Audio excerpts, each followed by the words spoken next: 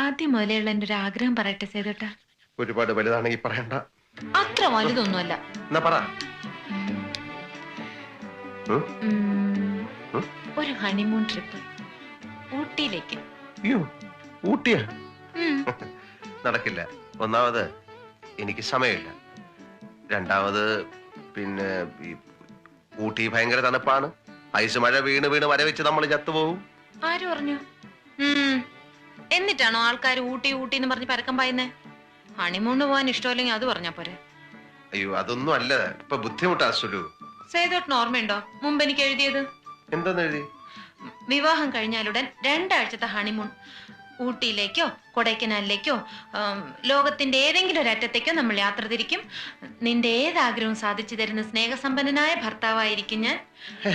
ഞാൻ ഇല്ലെന്നോ? ഇല്ല. ഞാൻ കാണിച്ചു തരാം.